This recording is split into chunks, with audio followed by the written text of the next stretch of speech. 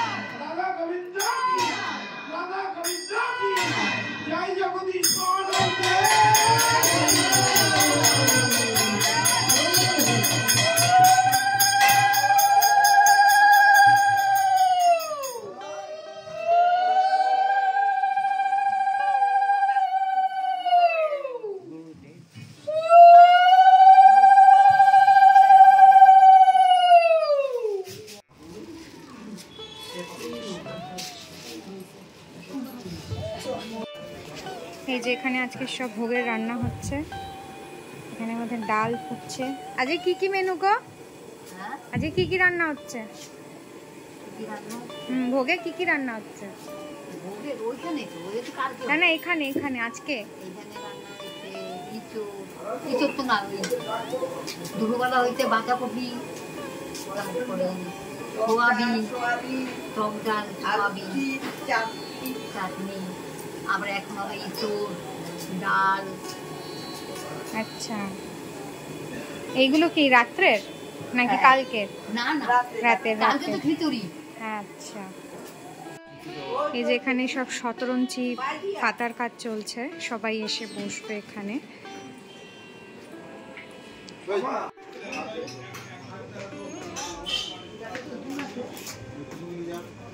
এই সবাই মিলে একসঙ্গে হাতে হাত লাগিয়ে কাজ করছে, ছোট থেকে বড়। বেশ সুন্দর, খুব ভালো একটা সময় এসেছি। মানে আমি যখনই ঢুকলাম তখনই আর কি কীর্তন হচ্ছিল, তোমরা যেমনটা দেখলে বেশ ভালো লাগলো। আর ঠাকুরকে যে সাজিয়েছে পুরো একদম অরিজিনাল ফুলের সাজ সবটা, তো ভীষণ ভালো লাগলো।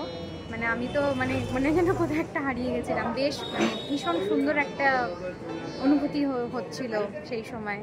তো আশা করছি তোমাদের একই রকম অনুভূতি হবে আমার সঙ্গে।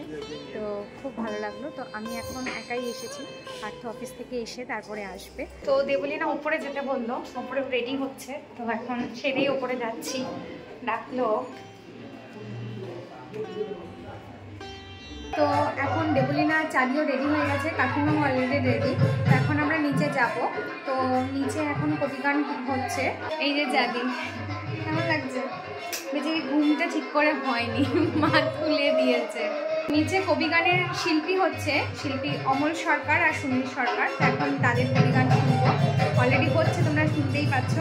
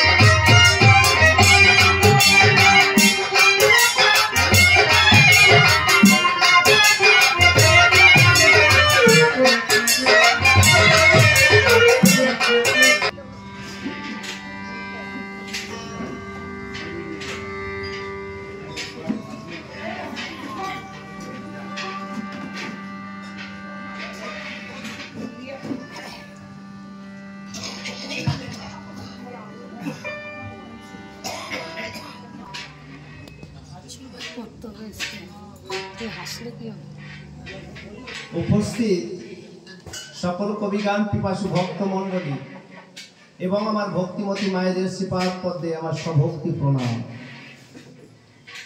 প্রণাম জানাই অনাদির আদি গোবিন্দ, যিনি সর্বকারণের কারণ, শ্রীমতী রাধারানী তৎসহ সকল ব্রজবাসীর শ্রীপাদ পদ্মে। প্রণাম জানাই আমার গর্ভধারিণী মা এবং জন্মদাতা পিতার শ্রীপাদ পদ্মে। কারণ শাস্ত্রে বলে জননী জন্মভূমিষ্য স্বর্গাদপি গরীয়সী। মা এবং জন্মভূমি স্বর্গের থেকেও শ্রেষ্ঠ হয়। আর পিতা স্বর্গ পিতা ধর্ম পিতা হি পরমং তপ পিতরি প্রীতিমাপন্নে প্রিয়ন্তে সর্বদেবতা। যদি পিতা সন্তুষ্ট থাকেন সকল দেব দেবতা খুশি হন। তাই মাতা পিতার শ্রীপাদ পদে আমার ভক্তিপূর্ণ প্রণাম জানিয়ে আমার কবিগান শুরু করছি। আর যাদের অক্লান্ত প্রচেষ্টা এখানে এত সুন্দর একটা ভক্ত মিলন যজ্ঞের আয়োজন হয়েছে, সেই সকল ভক্তবৃন্দের শ্রীপাদ পদে আমার শতকোটি প্রণাম। আজকের কমিটির সিদ্ধান্ত মতে একদিকে বিজ্ঞান, কারণ বাবা বর্তমান যুগটা বিজ্ঞানের যুগ, তাই না? অপর দিকে থাকবে ধার্মিক, একজন বৈজ্ঞানিক হয়ে বা একজন পরিব্রাজক হয়ে একজন ধার্মিকের কাছে প্রশ্ন করবে এই ধর্মের বিষয়ে, ধর্ম কি জিনিস, এ কেন করে, গুরু কেন ধরে, তাই না বাবা?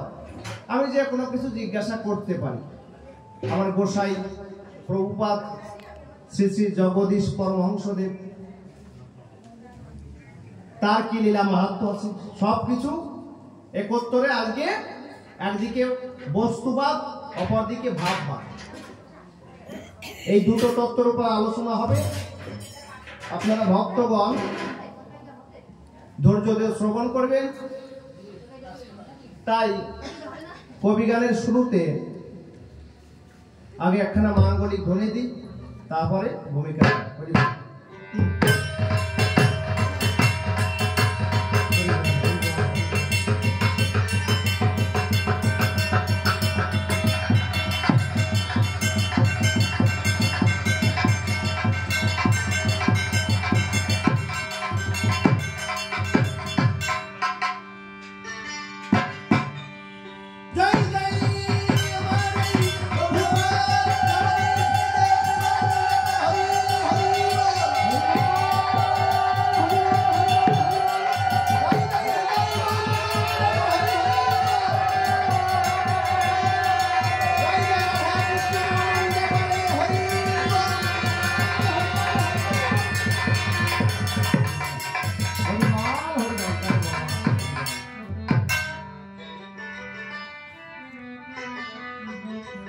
ভগবান নিশ্চয়ই মাইক নেন, এই দুইজন যদি না হয় সমান হয় না ভালো কবিগান।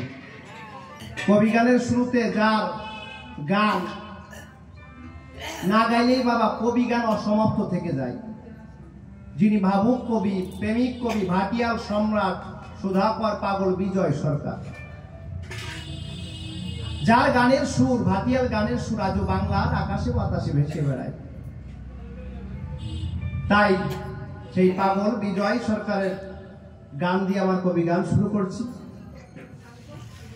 যদিও গানের মধ্যে অনেক ভুল ত্রুটি হতে পারে, সকলে সন্তান গানে জায়গা দিবেন আপনাদের রাঙা পাই। হরি বল।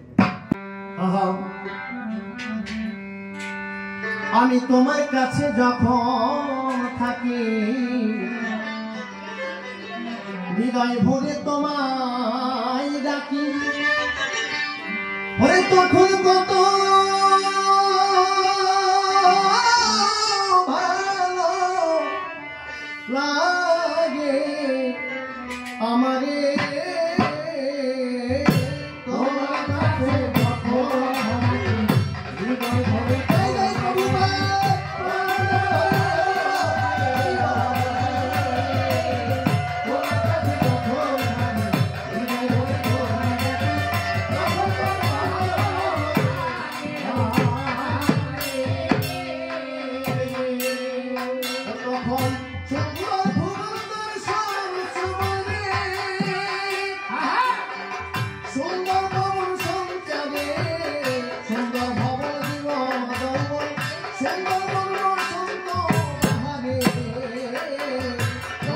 যারা গোবিন্দকে একনিষ্ঠভাবে ভালোবাসে, যখন তার কাছ থেকে দূরে চলে যায় তখন যে কি বিরহ, যে ভক্ত হয় সেই বুঝতে পারে। সেইখানে দাঁড়িয়ে আমার পাগল বিজয় গাইলে, ভালো ভালো তোমায় ছেড়ে যখন দূরে যায়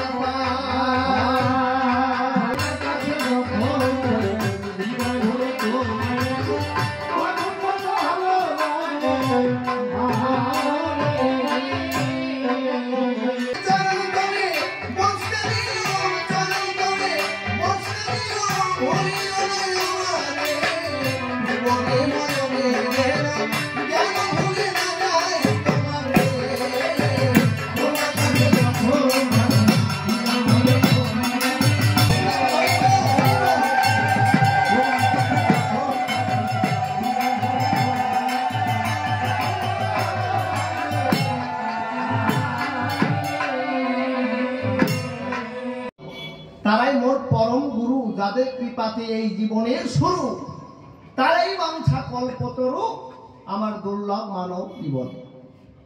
ভক্তবৃন্দের পদতলে পূজা দিলাম ভক্তি ভুলে, আসেন যত শ্রোতা মণ্ডলে আশিস করবেন দান, আপনাদের কৃপা হলে জড়তা আমর যাবে চলে, আমি এর সভাতলে গাইব কবি গান। আর যাহাদের কোনো প্রচেষ্টাতে কবি গান হচ্ছে সভাতে, তাহাদের চরণেতে আমি জানাই নমস্কার। তারা যেন প্রতি বৎসর দিতে পারেন এমন কবির আসর, আমরাও আসিয়া কাব্য বাসর রচনা করিব আবার। এইবার বন্দনা ভাব করিয়া ইতি, এইবার হব কাব্যে গতি। তাহলে কি একজন পরিব্রাজক শ্যামানন্দ ব্রহ্মচারী নামটি সভায় করিব ধারণ। বিপক্ষে থাকবেন যিনি দাদা অমল সরকার গুণমণি, রাধা বিনোদ গোস্বামী ভূমিকায় তিনি জবাবগুলো করবেন অর্পণ। এই যে কাকিমারা এখানে চষি কাটছে, কি সুন্দর না? পছন্দ না হয় নিম্ন তাকে বলিয়ে দেব।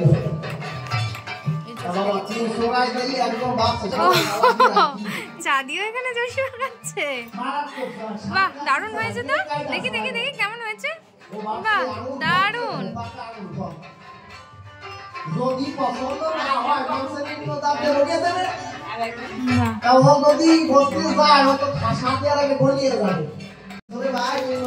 এই যে সকালে যে অধিবাস হয়েছে, এই যে বললাম না সকাল 5টার সময় অধিবাসের ঘট বসেছে, এটা হচ্ছে অধিবাসের ঘর। আর এই ঠাকুর পুরো অরিজিনাল ফুল দিয়ে সবটা সাজানো।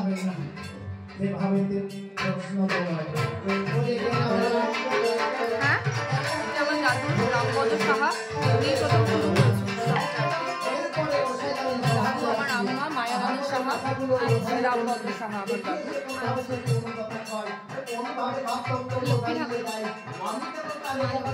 এখানে তুলসী মাতা আছে, এখানে নারায়ণ শিলা রয়েছে। আজ আমরা উপস্থিত হয়েছি আমাদের প্রভুপাদ জগদীশ গোসাইয়ের নিজে, উনি 5 থেকে 6 জনকে শিষ্য বানিয়েছিলেন, অর্থাৎ নিজে মন্ত্র দিয়ে। তার মধ্যে উনি পঞ্চম অর্থাৎ 5 নম্বরের সেই রামপদ সাহা মহাশয়ের বাড়িতে উপস্থিত। উনি এই বাড়ির নাম দিয়েছেন জগদীশ ভবন। এই ফটিক হয়তো জগদীশ ভবনও যা, ফটিক ভবনও তাই। ওনার যে আরেকটা নাম সেটাও আমাদের জানা আছে, জগদীশ গোসাই। জগদীশ গুণনিধি করিল কামনা নদী, সেই তত্ত্ব অদ্যাবধি গোপরতি কারণে। মানে গানের মধ্যে লেখা আছে অশ্বিনী গোসাই, কি আছে কিনা বলুন। উনি একজন পরম ভক্ত ছিলেন। আর রামপদ সাহা মহাশয় উনি আমার ফটিক গোসাইয়ের চরণে স্থান নিয়েছেন, এই জন্য এই ভবনটার নাম ফটিক ভবন দিয়েছেন। 4টিখানি কথা না, এত বড় একজন পরম ভক্তের বাড়িতে আমি আসতে পেরে নিজেকে ধন্য বলে মনে করছি। প্রভুপাদ আমার ফটিক গোসাইয়ের চরণে ভক্তি পূর্ণ প্রণাম জানাচ্ছি। আমি প্রণাম জানাই যিনি ছিলেন আমাদের পরম ভক্ত রামপদ সাহা। উনি তো বিদেহী, আত্মার কখনো মরণ নেই। গীতার মধ্যে ভগবান লিখেছে, নৈনং ছিদন্তি শস্ত্রাণি নৈনং দহতি পাবক ন চৈনং ক্লেদান্ত ন শশীয়তি মাত্র। আত্মা অজর অমর অক্ষর, এটা আগুনে ওকে পোড়াতে পারে না, অস্ত্র দিয়ে কাটা যায় না, দেখেছে? এই জন্য আত্মার মরণ হয় না। গীতাটা ভালো করে পড়লে যে জ্ঞানটা হবে না, তাদের মনেও কখনো মরণ নিয়ে সংশয় হয় না। আমরা যেমন একটা পোশাক পুরনো হয়ে গেলে এটাকে আমরা কি করি, পরিত্যাগ করি, আবার নূতন পোশাক ধারণ করি বা পরি। আত্মাও তাই। দেহটা যখন জীর্ণ হয়ে যায় না, এই দেহের মধ্য থেকে অন্য দেহে গিয়ে অবস্থান করে। আপনারা দেখেছেন, যদি আমরা পুরাণে যাই, আমাদের ভারতবর্ষের দুটো মহাকাব্য, একটা হচ্ছে মহাভারত আর হচ্ছে রামায়ণ। বুঝতে পেরেছেন?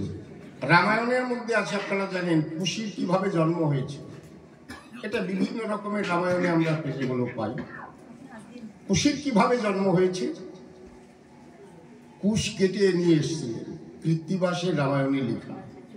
কুশ কেটে নিয়ে এসে আত্মাটাকে আকর্ষণ করলো, বাড়ির আত্মা ঘুরে বেড়াচ্ছিল, তাকে আকর্ষণ করে সেই দেহের মধ্যে পুশ করে দিয়েছিলেন।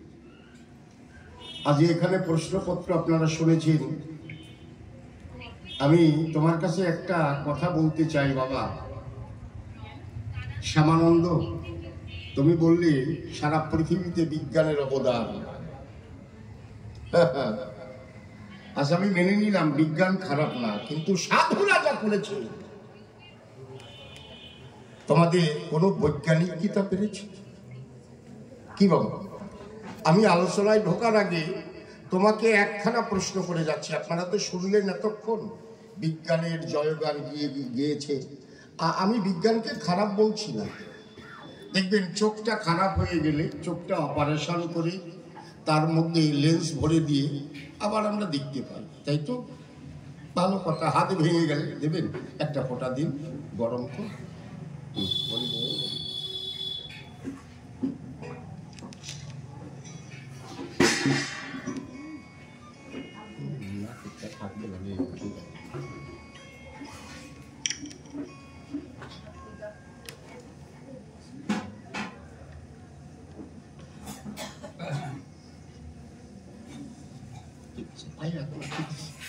হরিবল হরিবল। এবার তাহলে হাত ভেঙে গেলে কি হয়? আমরা ডাক্তারের কাছে গেলে ওইটাকে প্লাস্টার করে দিয়ে দেয়, তাই না? 1.5 মাস পরে সেটা খুলে ফেললে তারপরে ক্যালসিয়াম ওষুধ খেলে এটা মোটামুটি ঠিক হয়ে যায়। কিন্তু আমার প্রশ্ন বাবা, সব যদি তোমার বিজ্ঞান পারে, দেখবে সারা পৃথিবীতে এমন এমন মানুষ আছে তাদের চরিত্রটা খারাপ হয়ে যায়, যায় কিনা বলবে? কি হয় না? চরিত্র খারাপ হয়ে যায়। বিজ্ঞানের এমন কোনো মেডিসিন আছে? বিজ্ঞানে এমন কি কোনো বৈজ্ঞানিক আছে সেই লোকটার চরিত্রটা সংশোধন করে দিতে পারে? তোমার কাছে আমার ছোট্ট প্রশ্ন থাকবে। তুমি বললে চাষিরা জমি চাষ করে কি করছে? ফসল ফলাচ্ছে। আরে বাবা, বিজ্ঞান কয় রকমের? একটা হচ্ছে আধ্যাত্ম বিজ্ঞান আর একটা জড় বিজ্ঞান। আমরা জড়জগতে বসবাস করি। তুমি এই বিজ্ঞান দেখেছো, তোমার দেহ জমিটা যদি চাষ করতে হয় সদ্গুরু না ধরলে এইটা কিন্তু সম্ভব নয়। এই জন্য সদ্গুরু ধরতে হয় বাবা। তাহলে চরিত্র যদি খারাপ হয়ে যায়, কারণ কোথায় গেলে সাথে আমি অল্প একটু সমাধান দেব, আমি বেশি বলবো না, তারপরে গানের মধ্যে চলে যাচ্ছি। সদ্গুরু বর্তমানে অনেকেই কিন্তু ধরে না। এই জন্য উনি 5 থেকে 6 জনকে মন্ত্র শিষ্য করেছেন। ওনার ভাব শিষ্য প্রচুর। ভারতবর্ষে আমার ফটিক গোসাইয়ের ভাব শিষ্য প্রচুর প্রচুর। আর ওনার যে লীলা কাহিনী তার উপরে প্রশ্ন করেছে বাবা শ্যামানন্দ। বাবা ফটিকের লীলা কাহিনী যদি বলতে যায় কয় রাত লেগে যাবে তার ঠিক নাই। বসেন, আজকে একটু শুনে যান বাবা ফটিক কি কি করেছে। উনি এমন একটা জায়গায় আঘাত দিয়েছে, এই সাধুরা কি করে? পরের বাড়ি যায়, ভিক্ষা করে খায়। না না, সবাইকে তুমি তা মনে করো না। কি সবাইকে তুমি তা ভেবো না। সব সাধুকে তুমি একভাবে ওজন করো না। তুমি বলতে পারো কিছু কিছু সাধু। কি বাবা, তোমার এই কথাগুলো ইথারে ভাসছে, এই জন্য কথাগুলো হিসেব করে বলতে হয় না। আছে অনেক সাধু, সাজা সাধু আছে কিনা, ওইটা তাদের ব্যবসা হয়ে গেছে। কিন্তু বাবা ফটিক এই যে কোন জগতে বসবাস করত, আমারও বলার কায়দা নাই। এবার এটা তার উদ্দেশ্যে ধ্বনি দিয়ে আমি এই বাড়ির সকল সদস্যের শ্রীপাদ পদ্মে প্রণাম জানাই। সবাই উপস্থিত হরিভক্তা কৃষ্ণ ভক্তা প্রত্যেক মা বাবার চরণে প্রণাম জানিয়ে ধ্বনি দিয়ে তারপরে আমি আলোচনার মধ্যে যাচ্ছি।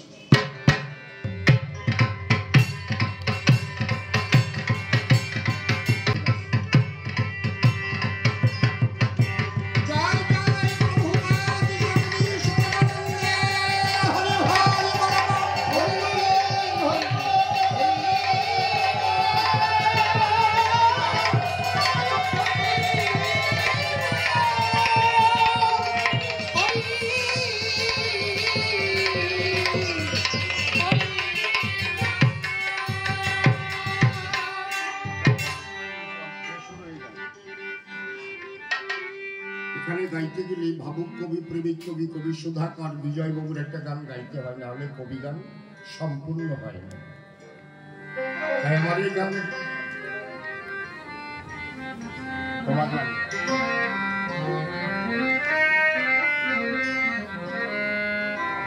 তোমার দয়াল তোমার নামে নয়নে মোর অশ্রু ঝরে যে তুমি আছো দয়াল আমার বড়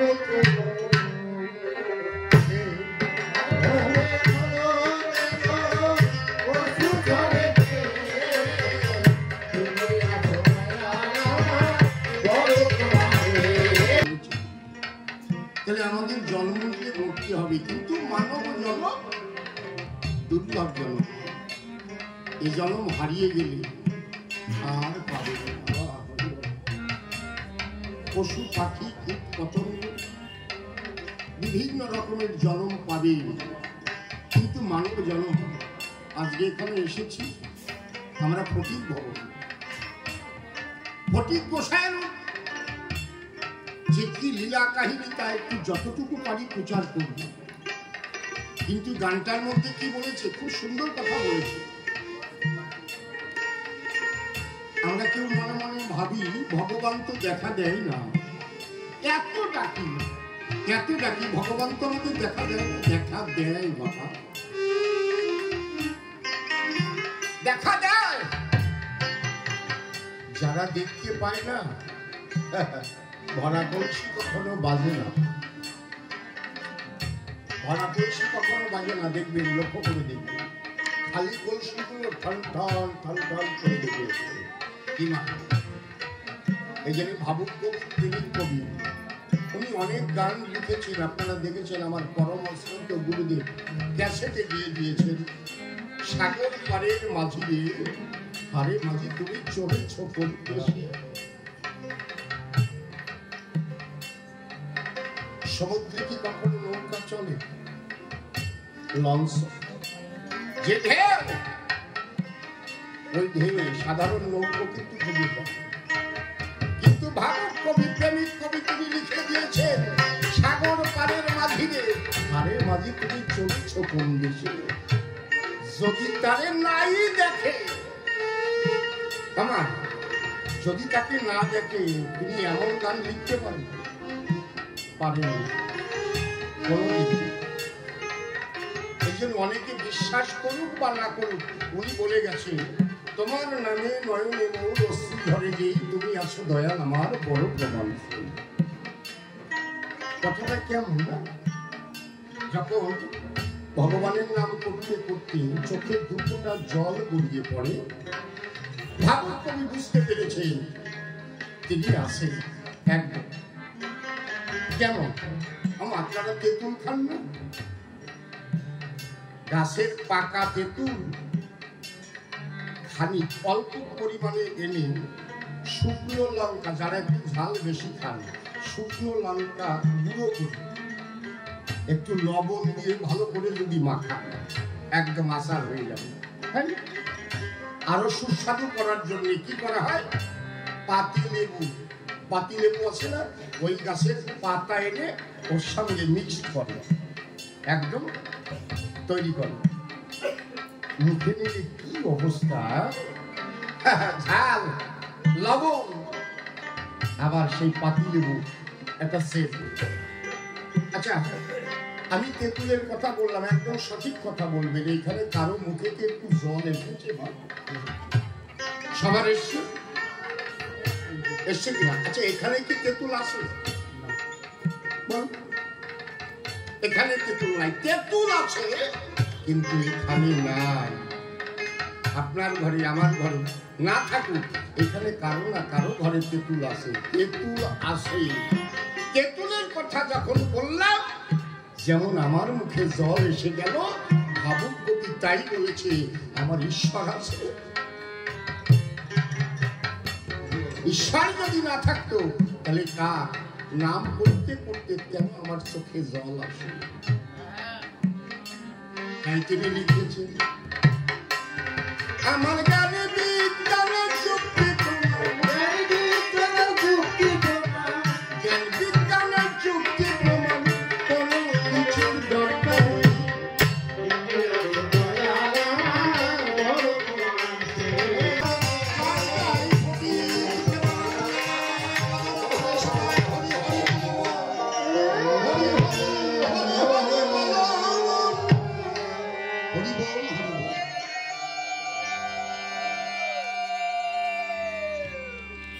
হরিগুরু জগদীশে প্রণমী মনের হরিষি, আর রাধা কৃষ্ণ প্রেম রসে ভাষাও দেহ মন, ভক্ত ভক্তা নারী নরে আশীর্বাদ করিবেন মরে। যেন জাগতিক জগতের মায়া ছেড়ে আমি ফটিকের চরণে দেহ মন জীবন যৌবন করতে পারি নিবেদন। বন্দনা করে এবার যাব ভূমিকায়। শ্যামানন্দ যেভাবে আমাকে প্রশ্ন করে যাবে, এক এক করে 5খানা প্রশ্ন দান করেছে আসি সভ্য সভাস্থান। আপনারা ভক্ত প্রাণ প্রত্যেকেই প্রশ্নগুলো করেছেন শ্রবণ।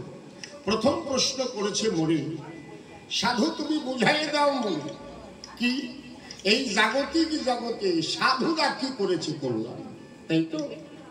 আবার দীক্ষা শিক্ষা নিলে পরে মানুষ কি পেতে পারে, এইটাও যদি কৃপা করে আমার কাছে করো বিশ্লেষণ। অন্তরে আমার আছে ভাবো, আমি তোমার কথাগুলো শুনে আনন্দ পাবো। তাই দুটো প্রশ্ন একত্তরে করেছে উত্থাপন।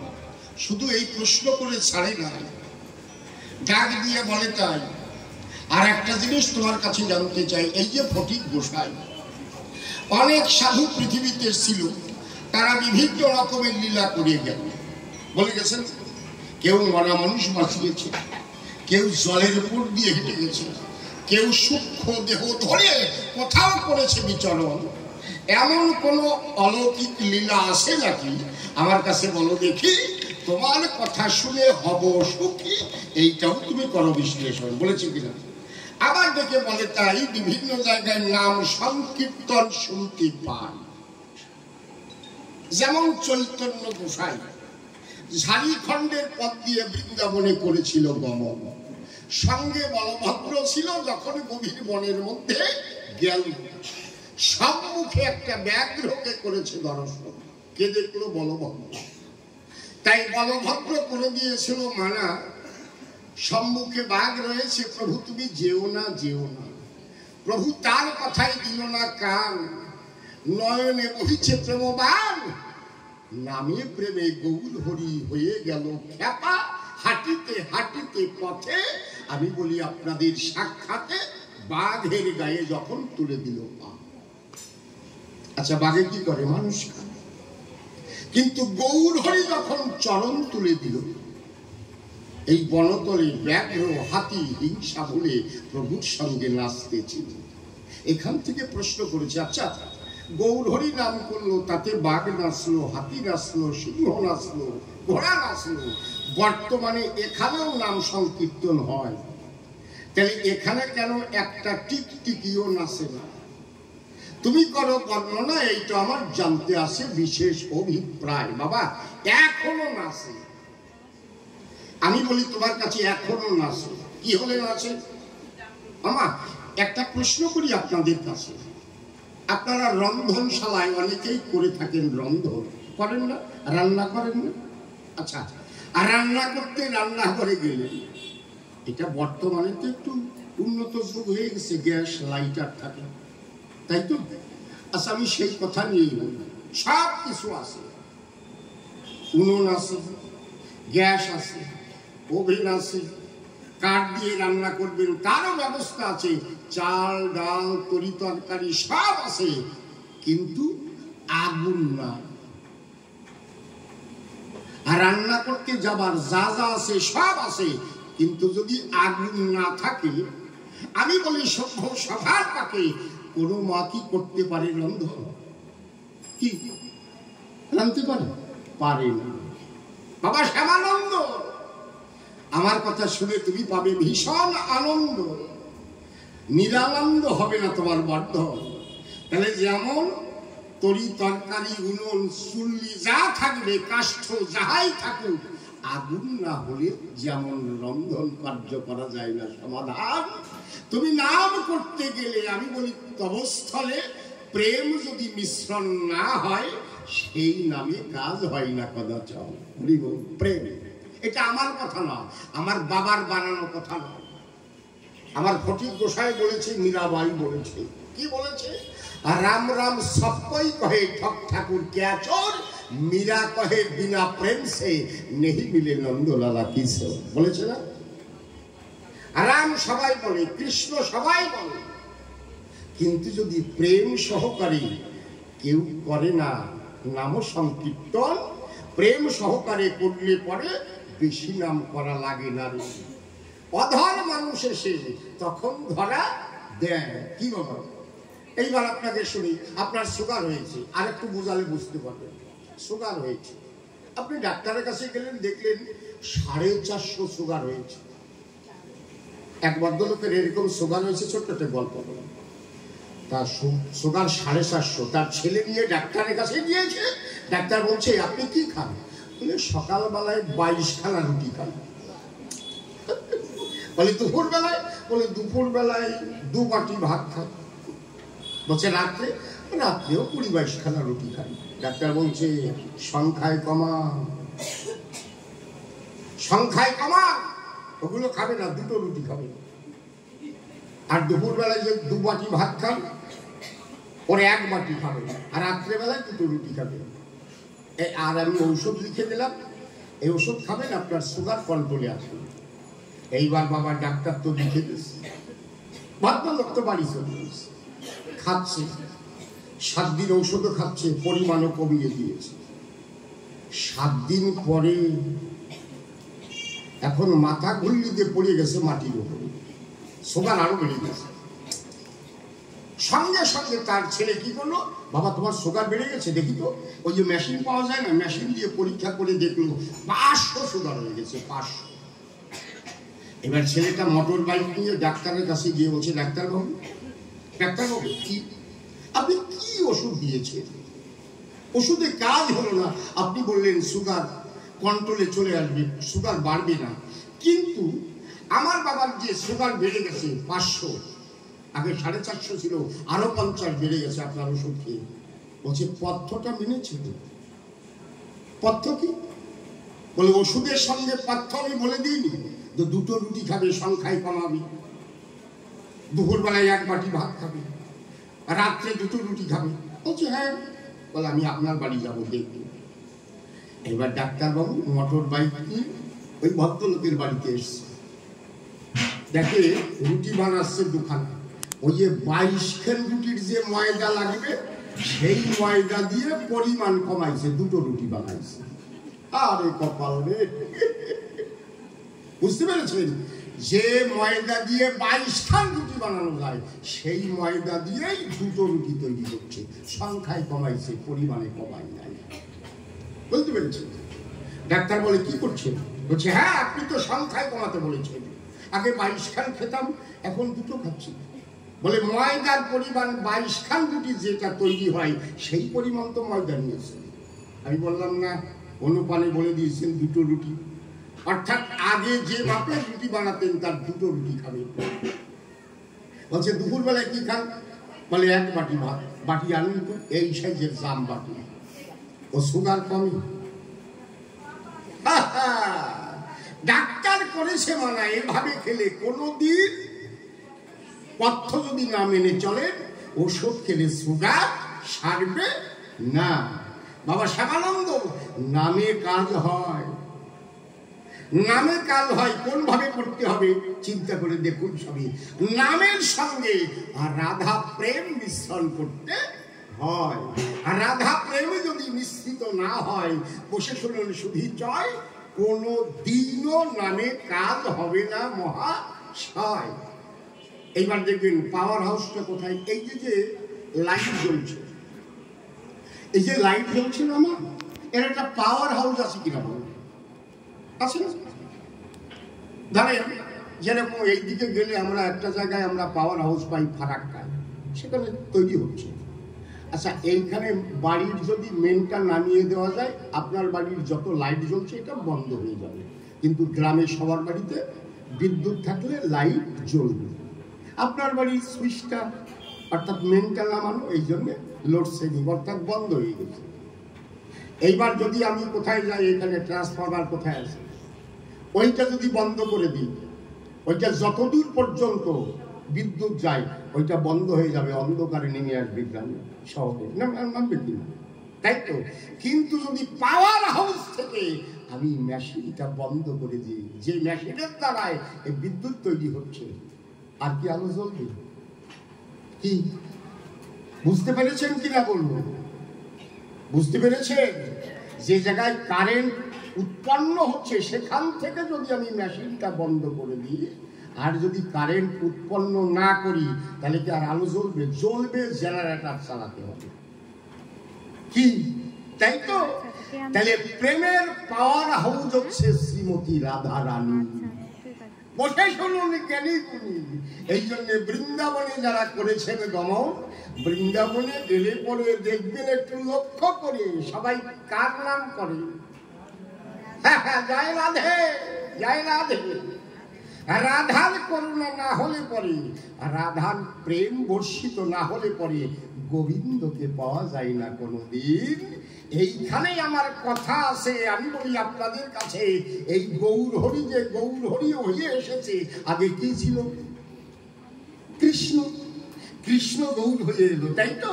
তাহলে এই কৃষ্ণ যখন বৃন্দাবনে ছিল, বসে শুনুন জ্ঞানী দল, আমার একটা কথা মনে পড়ে গেল, না বললেই নয়। একদিন রাধার কৃষ্ণ মুখোমুখি সুখাসনে বসা হয়, আর কেউ না, অষ্টসখী নেই, আর কেউ নেই, নিবৃতে কৃষ্ণ রাধারানী বসে আছে। কৃষ্ণ ডেকে বলে, তাই শোনো তুমি বিনোদিনী রায়, তোমার কাছে আজীবন আমি না চাইতেই মধুর ভালোবাসা পাই। সত্যি শ্রীমতী রাধারানী আমার ভগবানকে যেভাবে ভালোবেসেছে, আপনারা শাস্ত্র পড়েছেন, শুনেছেন, দেখেছেন, বৃন্দাবনে গিয়ে লীলা কাহিনী শুনেছেন। আমার কাছে বলুন দেখি, ওই রকমের নিঃস্বার্থ ভালোবাসা আর কেউ বেসেছে না? কেউ বাসে না। তাই রাধারানীকে বলছে, রাধারানী আমি বলি কৃষ্ণ চিন্তামণি, তুমি অনন্তকাল আমাকে ভালোবেসেছ, কোনোদিন কিছু চাও নাই, অন্তরে আমার আছে ভাবো, আজ তোমাকে স্বেচ্ছায় একটা বর দেব। রাধারানীকে বলছে ভগবান শ্রীকৃষ্ণ, আমি তোমাকে বর দেব, বরখানা চাও? আর রাধারানী বলে, তাই যদি আমি বরখানা চাই, হেসে হেসে বলছে, তুমি দিতে পারবে না বিশ্বের মালিক সাই। তাকে বলছে? ভগবানকে বলছে, যিনি অনন্ত কোটি ব্রহ্মাণ্ড সৃষ্টি করেছেন, তাকে বলছে তুমি কিছু দিতে পারবে না সেই বর। তখন ভগবানের একটু অহমিকা হল, ডাক দিয়া শ্রীমতী রাধারানীকে কহিল, শোনো শোনো রাধে, আমি একটা কথা বলি তোমার কাছে কালা চাবি। কি? আমি অনন্ত কোটি ব্রহ্মাণ্ড করেছি সৃজন, কি এই ব্রহ্মাণ্ডের মধ্যে নাই যা দিতে পারবো না আমি কানাই? বলো, তুমি যা চাইবে আমি তোমাকে তাই দিতে চাই। তখন রাধারানী আসল পেতে ভগবানের চরণে পড়ে বলেছিল, তাহলে আমাকে এই বরটা দেন। কি? এই কথাগুলো মনে রাখবেন। সেই কথা, তুমি বাসো বা না বাসো ভালো, তাতে কোনো দুঃখ নাই, আমি যেন জন্মে জন্মে তোমাকে ভালোবেসে যেতে পারি, এই ভিক্ষাটা তুমি আমাকে দাও মালিক সাই। হরিবল, বুঝতে পেরেছি? বলছে তুমি আমাকে ভালোবাসো বা না বাসো তাতে কোনো দুঃখ নাই, আমি যেন জন্মে জন্মে তোমাকে ভালোবেসে যেতে পারি, এই ভিক্ষাটা আমাকে দাও পরাণের কানাই। ভগবান মনে মনে চিন্তা করলো, আমি অনন্ত কোটি ব্রহ্মাণ্ড সৃষ্টি করেছি, অনন্ত কোটি ভগবান, আমি শাস্তেও পেরেছি অনন্ত কোটি ব্রহ্মাণ্ডে অনন্ত কোটি ভগবান, আমি যা ইচ্ছা করি সবই পারি, কিন্তু রাধারানী যে বরখানা আমাকে চেয়েছে বর্তমানে সেই বর দেওয়ার মতো শক্তি আমার নাই, কারণ ভগবান তো শক্তিমান, নট ভক্তিমান। ভক্তি কার কাছ থেকে একটু বুঝতে পারবেন। আমি যদি একটু আলোচনা করি সুবিধার জন্য, দেখবেন এই জগতে জ্ঞানী কাকে বলে? যার ভিতরে প্রচুর জ্ঞান থাকে, তাই তো বাবা? ধনী কাকে বলে? যার টাকা পয়সা ধন দৌলত জমি জায়গা প্রচুর থাকে। এখন একজন ভিখারিকে ধনী বলা যায়? যায় না। যায় কি বাবা? যায় না। তাহলে জ্ঞানীকে জ্ঞানী বলে, ধনীকে, যার ধন আছে তাকে ধনী বলা হয়, যার মধ্যে ভক্তি আছে। আমি বলি আপনাদের কাছে তাকে ভক্ত বা ভক্তা বলা হয়। আর রাধারানী হচ্ছে প্রেমের পাওয়ার হাউস। এই জন্য রাধারানী বলে, তাই গোবিন্দ তোমার কাছে আমি এই ভিক্ষা চাই, যেন অনন্তকাল তোমাকে ভালোবেসে যেতে পারি, অন্য কিছু আমি নাহি চাই। তখন ভগবান বলে গিয়েছিল, রাধারানী আমি হেরে গেলাম, তবে এই ঋণ বেশি দিন রাখবো না, তোমার ভাবকান্তি বিলাস নিয়া আমি শ্যাম কালিয়া গৌর হয়ে যাব নদিয়ায়। নদিয়ায় যাবার পরে ভক্তদের দাঁড়ে দাঁড়িয়ে মধু মাখা রাধা ভাব আমি করব বিতরণ।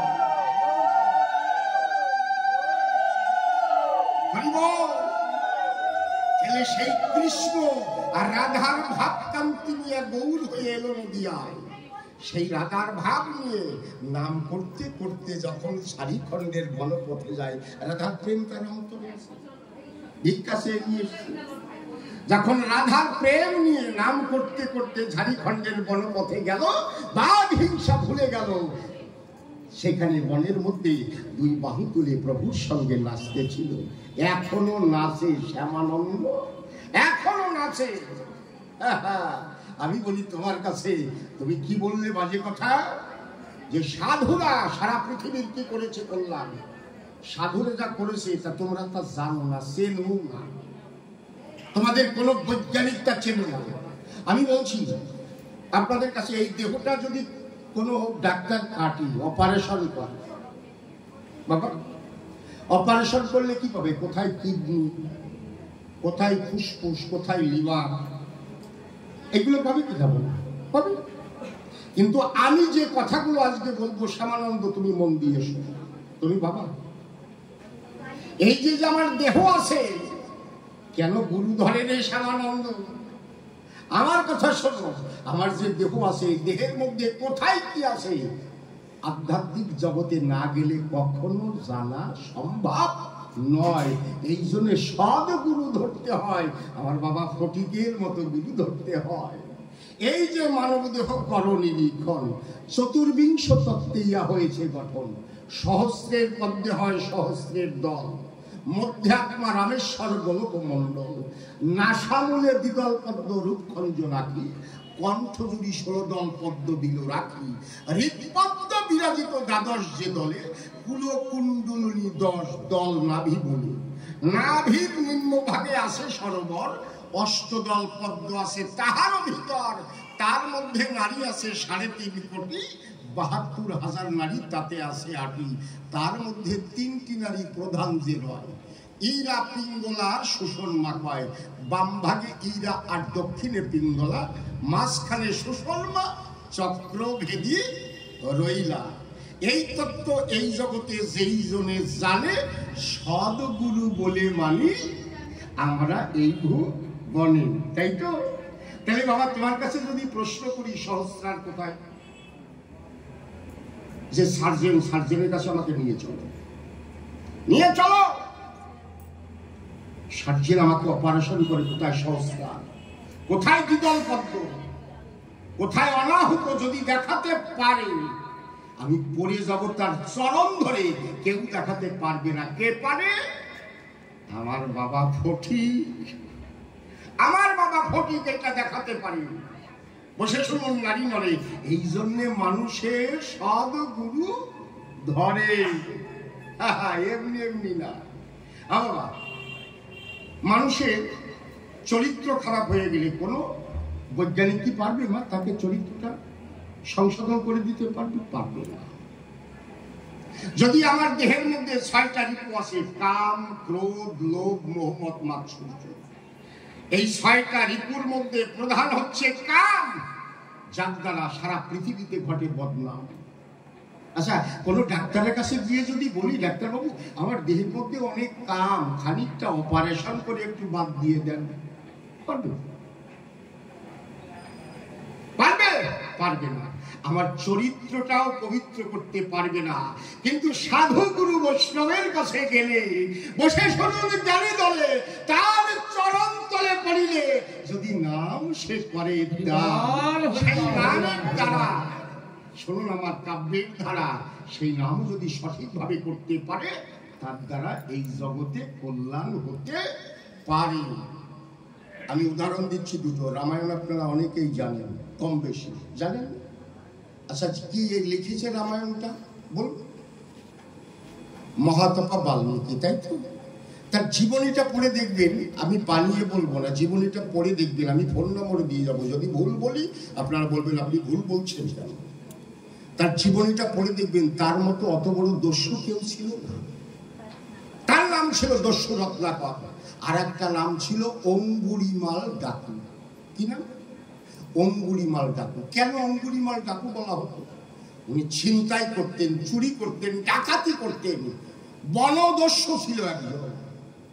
মানুষ গেলে তাকে গলা কেটে মারিত। তখন শুধু মারতো না, মানুষ মেরে তার একটা আঙুল কেটে মালা করে গলায় ঝুলিয়ে রাখত।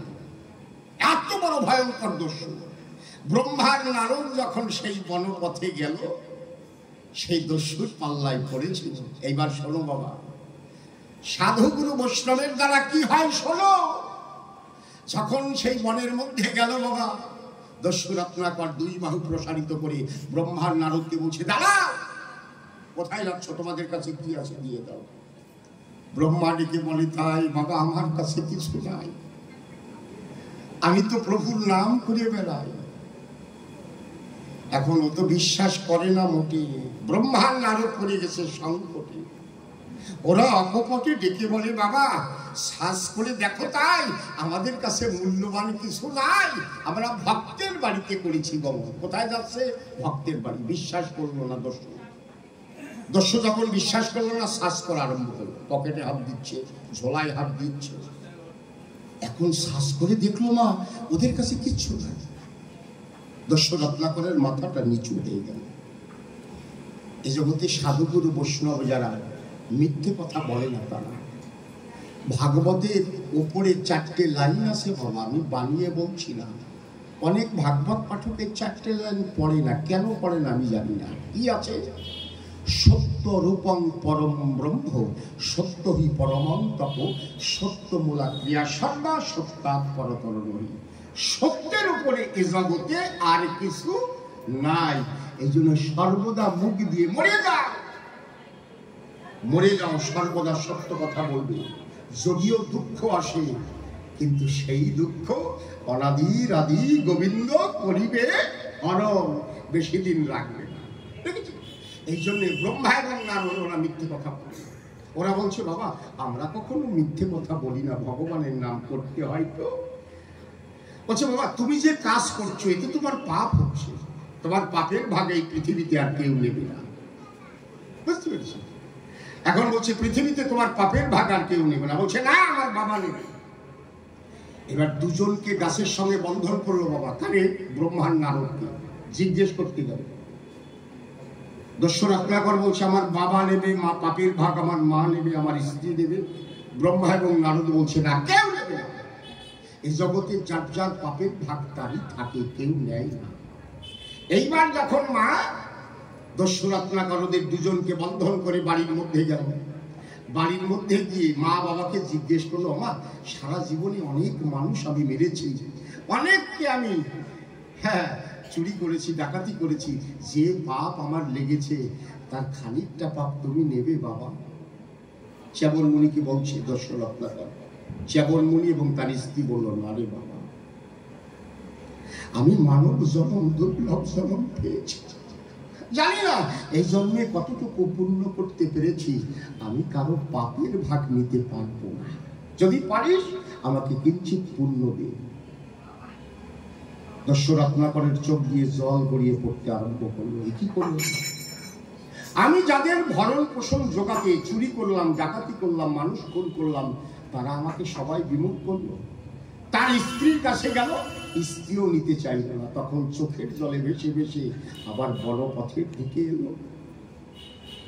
আপনারা শুনেছেন সাধু সঙ্গ, সাধু সঙ্গ সর্বশাস্ত্রে কয়, সাধু সঙ্গ করলে পরে প্রেমের হয় উদয়, ঈশ্বর প্রাপ্তির বাসনা জাগে হিয়ায়। তাই হল ব্রহ্মা এবং নারদের সঙ্গ পেয়েছিল দর্শরত্নাকর। চোখের জলে ভেসে ভেসে ওই যে বনের মধ্যে বেঁধে রেখেছে, সে ওদের কাছে গিয়ে ওদের বন্ধনগুলো খুলে দিয়ে বলছে, আমার বড় অন্যায় হয়ে গেছে, আপনাদের গাছের সঙ্গে বন্ধন করেছি।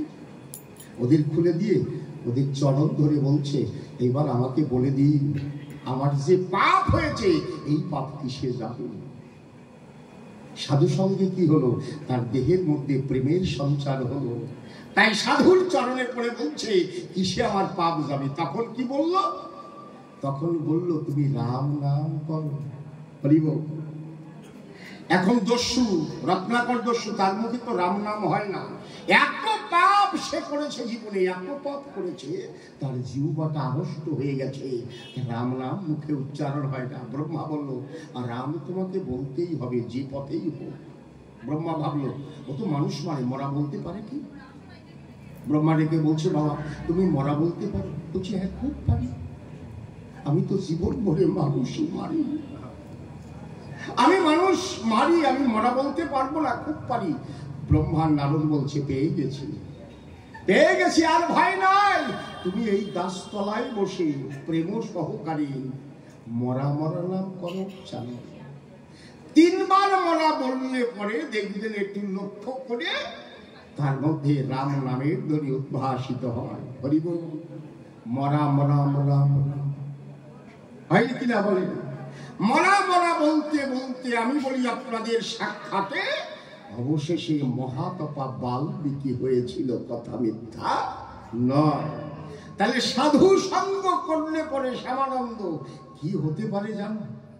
আরে এই যে ফটিক গোসাইকে দেখতে পাই, তার কথা যদি আপনাদের কাছে জানাই, সে যদি কোনো ভক্তের প্রতি দিয়েছে তার 2 নয়ন, নয়ন দিলে পরে তার দেহের সকল ত্রিতাপ জ্বালা যেত সরে, কুল কুণ্ডলিনী জাগ্রত হতো সে সময়। আমি অনেক ভক্তের কাছে শুনেছি, বলছে আমি যখন ফটিক গোসাইয়ের কাছে যেতাম, সে যখন 2 নয়ন ভরে আমাকে দেখত, আমি তখন মাতোয়ারা হয়ে যেতাম, জাগতিক জগতের কথা ভুলে যেতাম, আমার কিছু মনে পড়তো না, লুটাই পড়তাম ওই পাগলের পায়। তাহলে এমন শক্তি তার মধ্যে আছে, কোথার থেকে জোগাড় পেয়েছে? সেই পাওয়ার হাউস থেকে পেয়েছে। বাবা শ্যামানন্দ, এই জগতে যেতে হলে সদ্গুরু না ধরিলে তুমি কখনো বুঝতে পারবে না কদাচ। কি বাবা? আর যা প্রশ্নগুলো করে গেছে বাবা, অ্যাটম বোমার মতো প্রশ্ন, কতগুলো প্রশ্ন করে বাবা, ও যা ছড়াই গেছে না। আমার একটা গল্প মনে পড়েছে, বলবো? বলবো না, আমার বলতে ইচ্ছে হয় না, মনে যখন পড়ে গেছে না বলে যাব না। একটা ছেলে বিয়ে পাশ করেছে, অনেক আগেকার কথা, তখন কলকাতার দিকে হয়তো বিদ্যুতের ব্যবস্থা ছিল, কিন্তু গ্রামের দিকে ছিল না, হেরি গেলে লেখাপড়া করত প্রদীপের আলোতে, তৎকালীন সময়ের কথা। তা ছেলেটা বিয়ে পাশ করেছে, পরীক্ষার ইন্টারভিউ দিতে কলকাতায় এসেছে, তার আত্মীয় স্বজন নেই, একটা ঘর ভাড়া নিয়েছে। এবার বাবা শুনুন, ঘর ভাড়া নিয়ে এখন আসে, বলছে কত লাগবে ঘর ভাড়ায়? বলে 500 টাকা। বেশ, 500 টাকা দিয়ে কলকাতায় একটা ঘর ভাড়া নিয়েছে। তারপরে কি করলো মা জানো? এইবার ওকে ওই ঘরের 1 রাত্রির জন্য ভাড়া নিয়েছে, চাবি তো দিতেই হবে। ও ঘরের তালা দিয়ে, ও তো জীবনে গ্রামের ছেলে, শহরে আসেনি। এখন শহরে বাবা কিছু টাকা দিয়েছে, ছেলে চাকরির পরীক্ষা দিতে যাবে। ও এসে চাউমিন, এগরোল, মোগলাই, তারপরে ওই ইডলি, ধোসা, ওই চাইনিজ খাবার আছে না, এইগুলো খেয়েছে। কিন্তু বাবা গ্রামের ছেলে, অল্প আহারে তাদের পেট ভরে না। ও মনে মনে ভাবলো তাই আমি একটু হোটেলে যাই। হোটেলে গিয়ে খাবার খেয়েছে বাবা। এই idli, dosa, chowmein, egg roll, mutton roll, এইগুলো খাওয়ার পরে আবার ভাত খেয়েছে কোথায়? হোটেলে। খাওয়া দাওয়া সেরে নিজের ঘরে যখন গেছে, কিন্তু গিয়ে দেখে তাই অনেক বোর্ড আছে, কিন্তু কোনটা টিভি দিলে যে আলো জ্বলে, কোনটা টিভি দিলে পায়খানার দরজা খুলে ওর জানা নাই। ও ভাবলো শুয়ে পড়ি, আমার এখন পায়খানা করতে হবে না, শুয়ে তো পড়ছে বাবা। ভারতের সঙ্গে যেমন চীনের কোনো দিক দিয়ে মিল হয় না, ভারতীয় খাবারের সঙ্গে চাইনিজ খাবারেরও মিল হয় না। ওই যে একসঙ্গে খেয়েছে ইডলি, ধোসা, তারপরে ভারতীয় খাবার, এইবার পেটের মধ্যে যাওয়ার পরে উভয় খাবারের মধ্যে গন্ডগোল বেঁধে গেছে, কেউ হজম হচ্ছে না।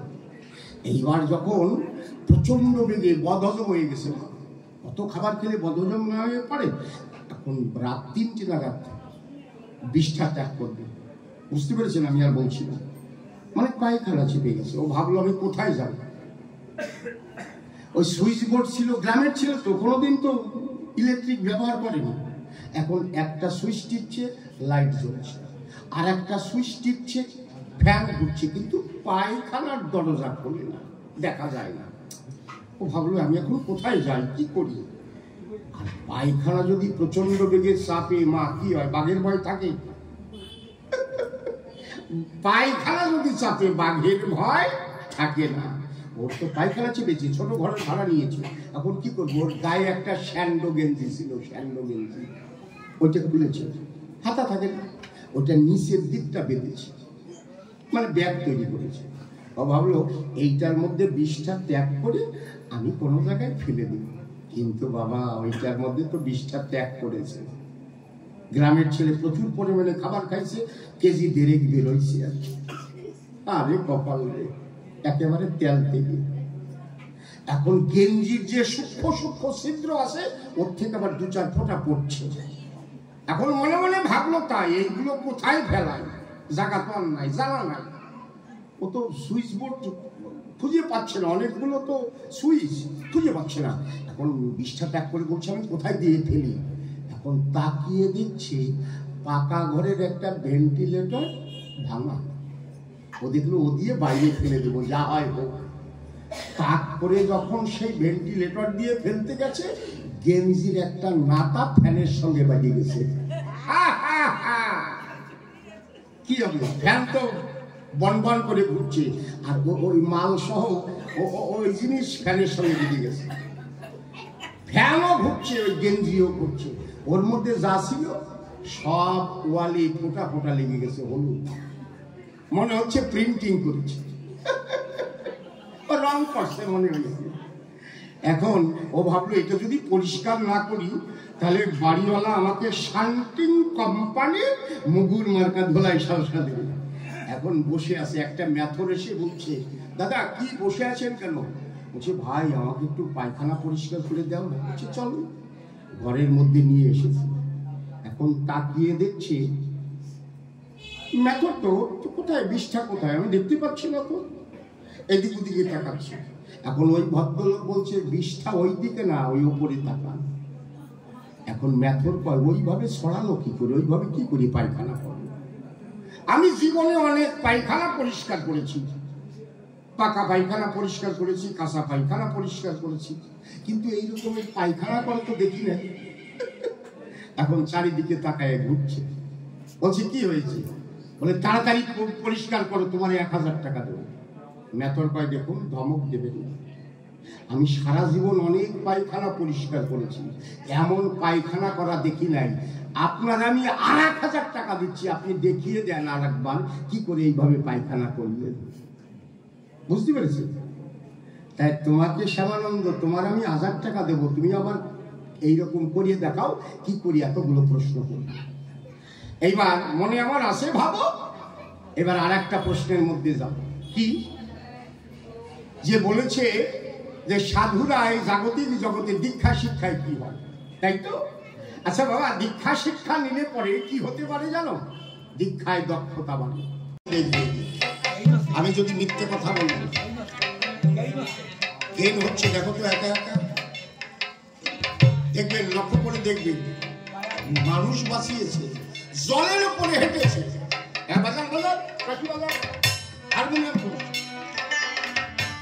জলের উপরে হেঁটেছে, সব করেছে।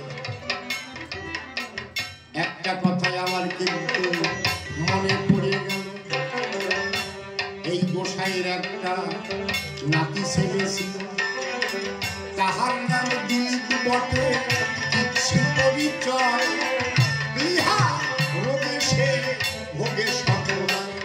ওই ভারের রোগ, এমন ভারের রোগ হয়ে গেছে, মরণাপন্ন অবস্থা, মরিয়ে যাবে না বলতে মরিয়ে যাবে যাবে। মনে মনে ঠিক পেল না, আরে ভক্তের বাড়িতে আর দেরি করে নাই। সেখান থেকে ধীরে ধীরে যখন রওনা দিল, রওনা দিয়ে যখন বাড়ির কাছে এলো, বাড়ির কাছে এসে শুনে তাহার মনে নাই, তাহার দিলীপ মারা গেছে। ওই সভায় তাই এইবারে ফকির গোসাইরা নাতির কাছে গেল, তার বাড়িতে কিন্তু একটা টিয়ে পাখি ছিল।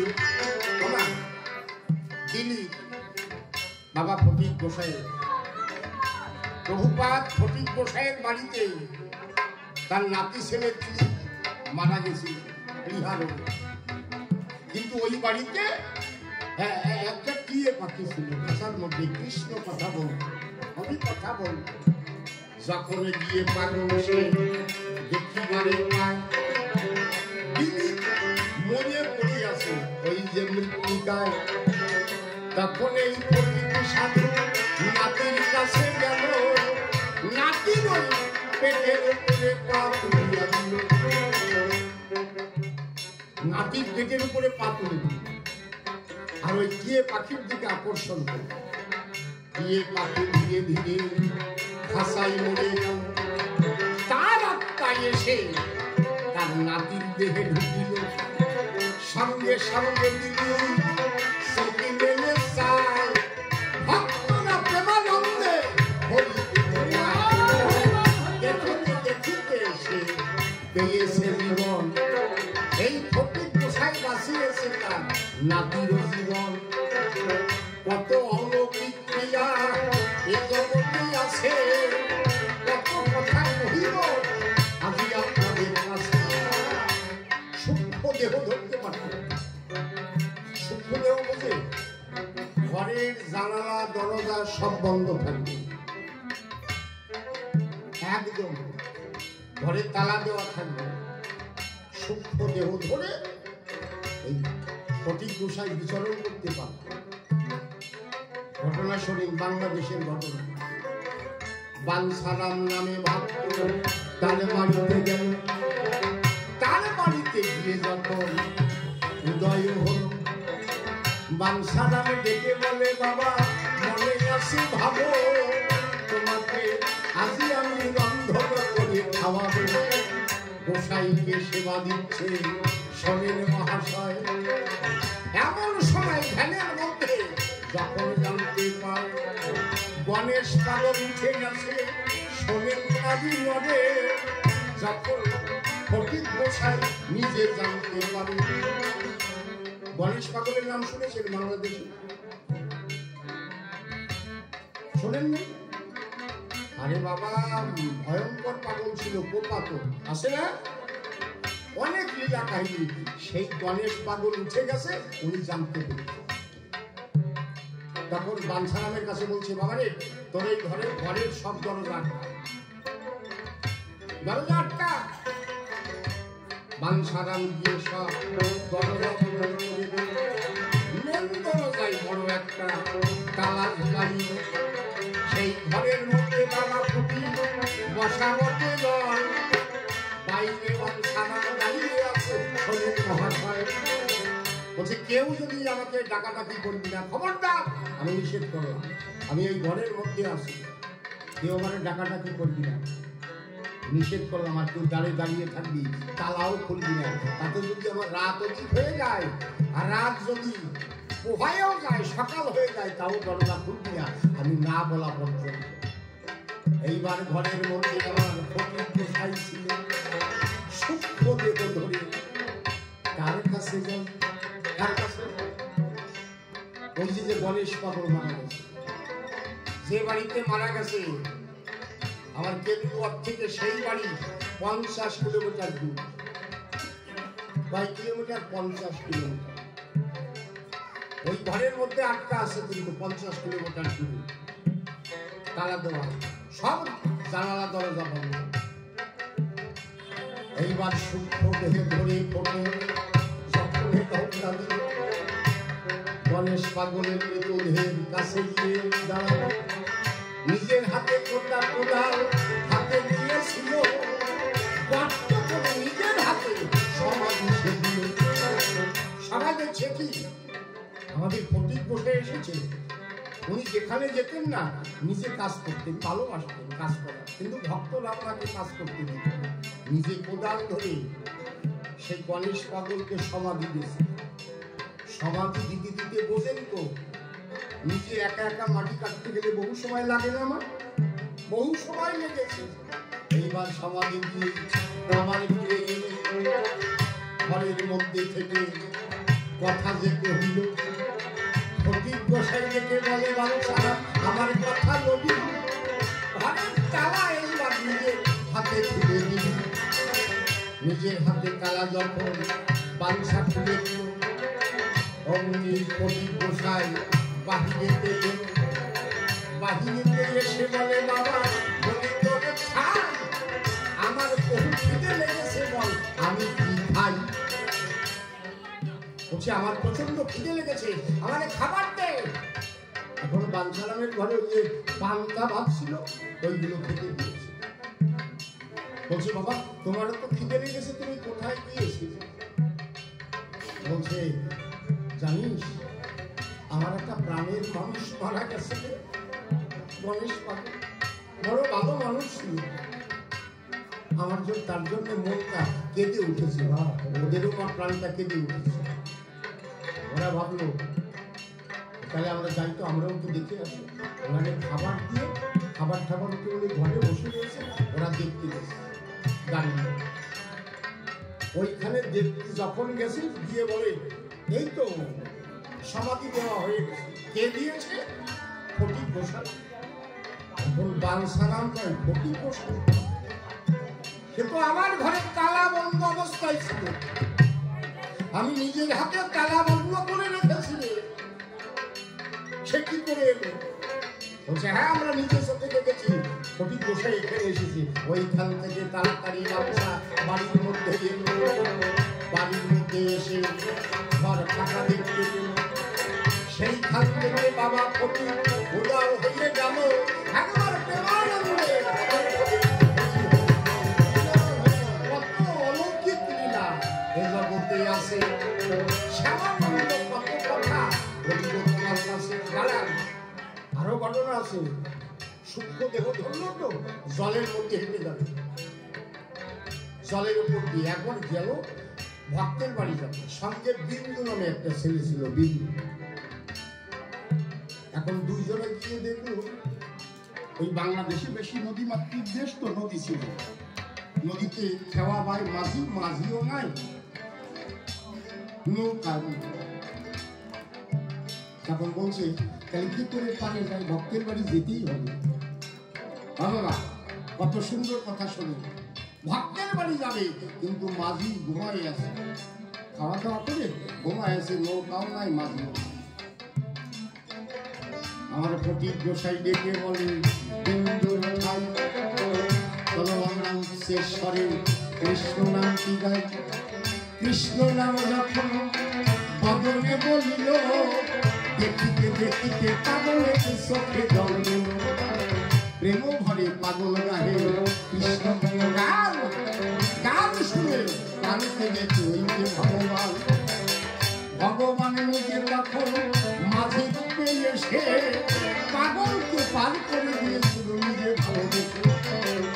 কেমন ভাবে নৌকায়, নৌকায় না, নাম করতে করতে দু চোখের জলে ভেসে ভেসে বিন্দুকে বলছে, এই বিন্দু, বিন্দু আমাকে স্পর্শ করে দাও, আমার স্পর্শ কর। চুপ করে দাঁড়িয়ে আমার সঙ্গে আয়। বাবা জলের উপর দিয়ে হেঁটে গেল, শোনেন নারী নরে হাঁটিতে হাঁটিল, নদী পার হয় বরিশালা ধারে। নদীর উপরে চলে গেল, কিন্তু বিন্দুর পায়েও জল লাগেনি, আমার বাবা ফটিকের পায়েও জল লাগেনি। জলের উপর দিয়ে হেঁটে গিয়েছিল, তার সাধনা বলে তার সঙ্গে গিয়েছিল তার শিষ্য ছেলে বিন্দু নামে যে জন ছিল, তার সঙ্গে যায় স্পর্শ করে রেখেছিল ওই পাগলের গায়ে। পাগলের গায়ে স্পর্শ করে রেখেছিল, সেও পারাপার হয়েছিল। বাবা তুমি জানো না ওর যে কত অলৌকিক ক্রিয়া আছে আমার ফটিক গোসাই, এটা ঠিক না। একজনে বলে বাবা, এক শিষ্য দিয়ে বলে বাবা আমি 12 তীর্থ দর্শন করতে যাই। বলে 12 তীর্থ দর্শন করতে যাবি? আমাদের ফটিক গোসাইয়ের ওই জায়গা কিন্তু কেন্দুয়া একটা কামনা সবর ছিল। দেখেন কি সুন্দর ঘটনা, কামনা সাগর ছিল। তার ভক্ত গিয়ে বলছে, বাবা মনে আছে ভালো, আমি কিন্তু আগামীকাল 12 তীর্থ দর্শনে যাব। এখন ফটিক গোসাইকে বাবা তাহলে এক কাজ কর, কালকে যখন যাবি তাহলে আমার এই কামনা সাগরে একটু স্নান কর। ভক্ত যখন ধীরে ধীরে কামনা সাগরে গেল, কামনা সাগরে যখন ডুব দিয়েছিল, ডুব দিয়ে সে ভক্ত দেখিবারে পায় 12 তীর্থ জলের নিচে দেখা যায়। 12 তীর্থ দলের নিচে দেখা যায়। আর যে তীর্থে গেছে, যে তীর্থ দেখে ওই তীর্থে দেখে আমার ফটিক গোসাই সেখানে বসা হয়। ও ভাবলো একই একই, এইখানে জলের তলায় 12 তীর্থস্থান দেখলাম, আর সব জায়গায় আমার বাবা ফটিক বসা আছে। ডুব দিয়ে উঠে বলে, বাবা করে দিলাম না, আমি আর 14 তীর্থ দর্শন করতে ভ্রমণে যাব না। তোমার চরণেতে যদি আমি স্বামী দেখতে পাই, আর কেন বাইরে যাব?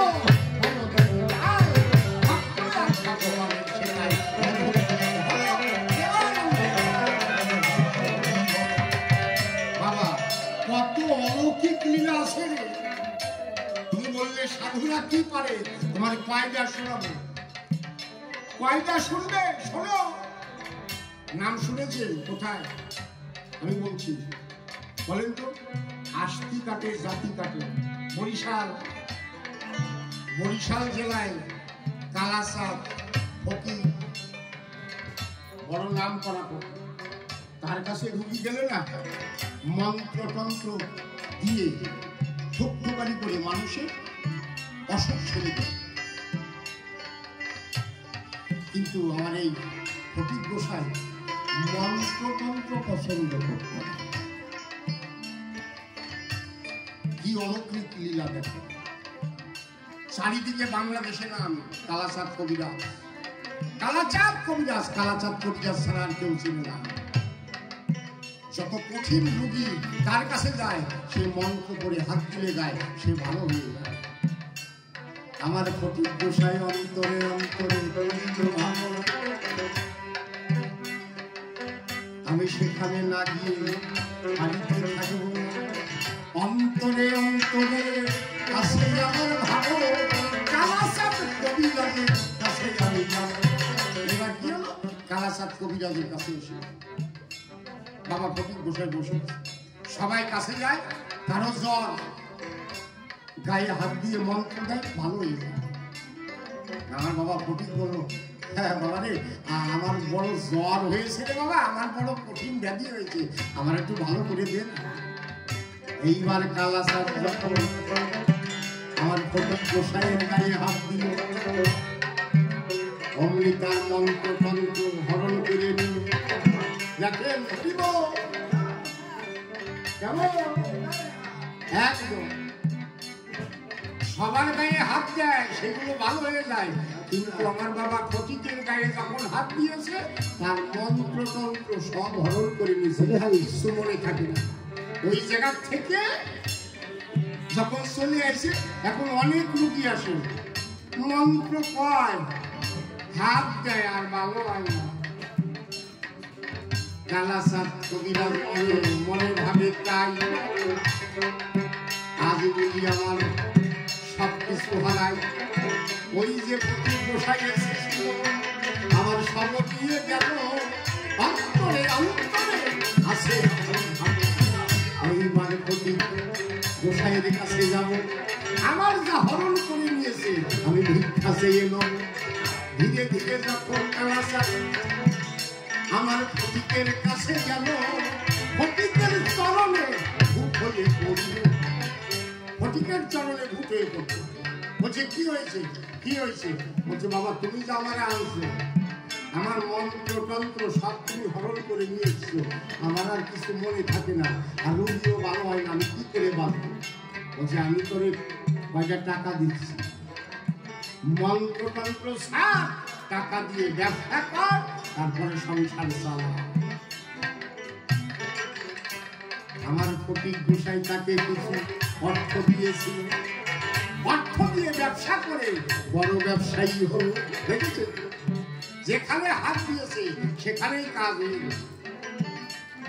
কি কবরে বাবা, কত অলৌকিক লীলা, হাজার হাজার লীলা আছে, কথা মিথ্যা নয়। আর একটা ঘটনা মনে পড়েছে, আমি বলবো মহতি সবাই, আর একটা ঘটনা কি জানেন? আমি অমর হয়ে বলছি, আমার গুরুদেব হচ্ছে অসীম সরকার, পরমশ্রদ্ধ গুরুদেব। তার বাবার নাম হচ্ছে রাজবল্লভ। শোনেন আজকে, রাজবল্লভের পিতার নাম, রাজবল্লভের পিতার নাম হচ্ছে কি মন্ডল, বলে গেলাম, হ্যাঁ যোগেন, যোগেন যোগেন, আরে যোগেন মন্ডল। দেখুন যোগেন মন্ডলের সন্তানাদি হয়।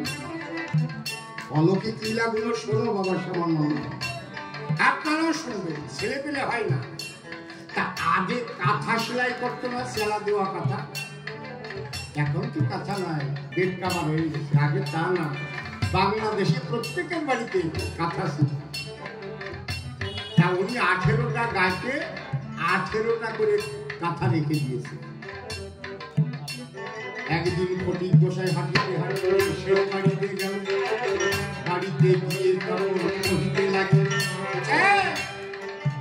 তোর হিসাব মোর কাছে, মোর হিসাব তোর কাছে, আমার সঙ্গে যাবি? রাজবল্লভের পিতা বলে হ্যাঁ যাব, যাব। গেছে, ঘুরতে ঘুরতে 1 মাস হয়ে গেছে। 1 মাস পরে যাবে আবার সেই বাড়িতে এসে যখনই দাঁড়াও, আগে দেখবেন অতিথি গেলে ঘরে যদি কাঁথা থাকে না, কাঁথা পেরে দিত বসতে। এখন আমাদের ফটিক গোসাই বসতে গেছে, 18টা কাঁথা একদম উঁচু করে একটু গদি জায়গায় বসতে গেছে।